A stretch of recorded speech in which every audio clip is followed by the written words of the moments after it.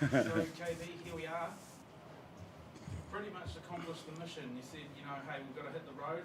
Would love to come away with 3 wins, yep, and then come back and make the fans happy. But ultimately, you've done a little bit more than that. I think we just getting better. And one of the things I think that last week did is I think our team really just started to trust each other more. That's what I felt like. And it hasn't just been these last 3 games. I thought it started when we went to Cairns on a road trip. Guys starting to gel together. This week, changed up roommates and put Sean with Pat. Pat's like a old soul at 29, 27, whatever he is. And Sean roomed with him for a week, and just changing up roommates and stuff like that. And I think last week really just we had bonding time. And guys went to the beach, and I don't love the beach, but nice. It was nice, and it was just a good time to be away, and that stuff transfers over to the floor. I knew in time this team would grow. I spoke about that. I don't even know when we were in that losing streak, everyone panicking. You've been a part of this stuff. If you've been on teams that a lot of new things, a lot of things have changed. It takes time, and that's where my mind was the whole time. That's why I never got too high up when we won, never got too low when we lost. I stay the same, and I just think as a group, we have definitely started to trust each other more, and it's starting to go on the floor. Seen some great chemistry, like you said. It's just the body language on the court from like the first 4 games when a lot of the guys were hanging their head when they would even get 5 points down. Yep. You're putting the points up. You told everybody relax. Once this team gets going, we're going to get going. Is this an example of it? I just think we're playing well, playing good basketball at the right time. And that's this season with all of these great teams. Perth's a great team, and they were in first place today. With Sydney losing yesterday, so there's a lot to go on in this season. You got a lot of travel between a lot of teams, and we all have to go through it. They come over here last night, and they get here at 12 in the morning.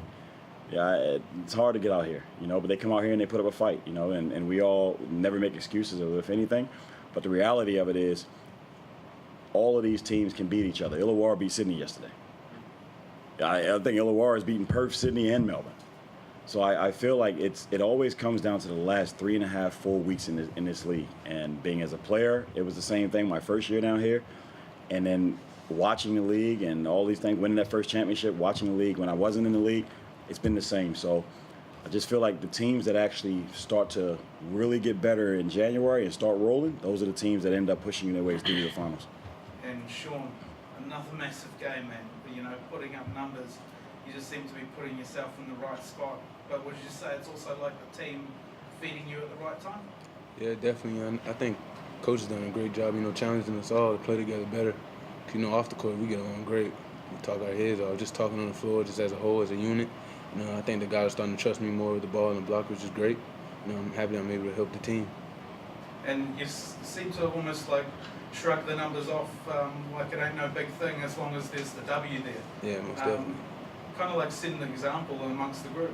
Yeah, I'm winning first, always. I'm winning first. I hate losing. I'm probably one of the sorest losers you ever meet. And I don't think that's a bad thing. I guess at the right time we're starting to pick it up and have that mindset as a whole. So hopefully we continue. I think we will, though. Yeah, man. And then you next week up against Bogut again. It's like it's almost the story that the NBL loves this season. I know I do. How do you go into this again, man? Just bringing the energy? Or? I think, the same as I've come in the last 2 games. Just being smart, staying out of foul trouble. It's going to be a challenge. He's a long guy, tall guy. So I'm just looking forward to it. Sean, I know it's about the team first. Trevor, the Wildcats coach, described you as the best big man in the NBL. How do you respond to that? Do you go out there wanting to make a personal statement on your opposition? Yeah, most definitely. We laughed about it last week. I got called a dud. Thanks, Liam. Yeah, I took that personally. And I'm just trying to go out each night. I think with me, coach always tell me it's about energy. If I bring the energy, the guys, they'll come with it. That's the only thing I'm trying to do right now. Bring it every night so we can win.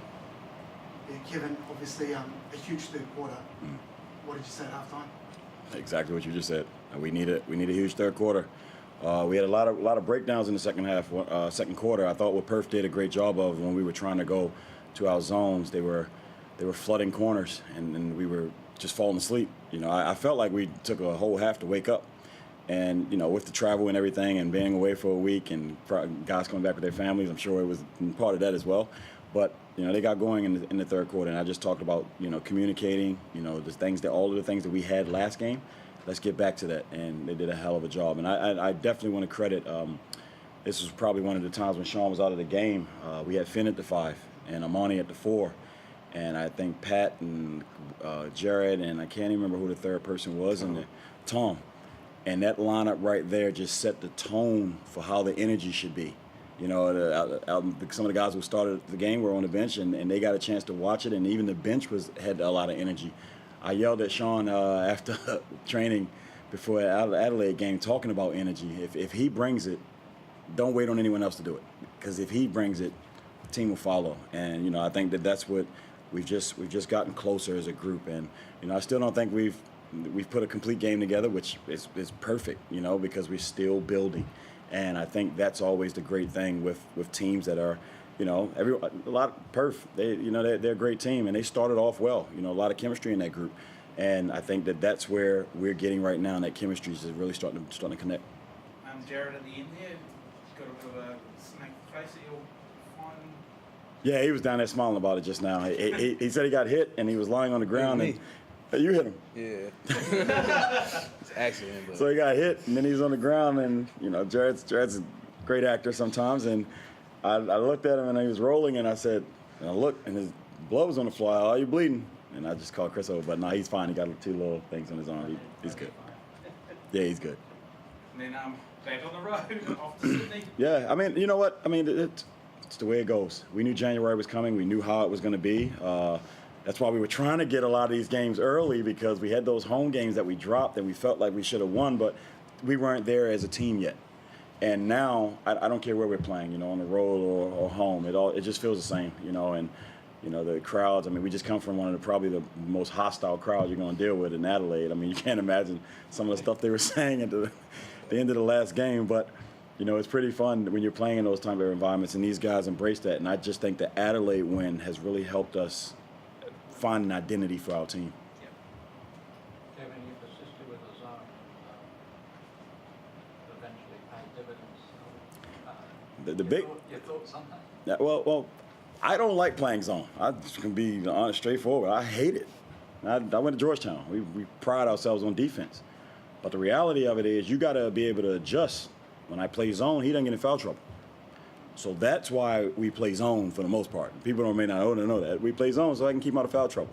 I look today, we don't really have foul trouble. Perth shoots 9 free throws. Big difference, you know, than them shooting 43 the last time they were here. So, you know, we've had to adjust to the officiating and how the league is. And, you know, that's something that you do as coaches. You sit back and you watch and you try to figure out ways where you can help your team be better. He's great when we go to that one zone. He is phenomenal because we just tell him, just take your chances, do what you do. And he can be aggressive as he wants to. He can take plays and sag off. He can do whatever he wants to. So, you know, he's the reason why we play that type of zone. Thanks, Yeah. Thank you.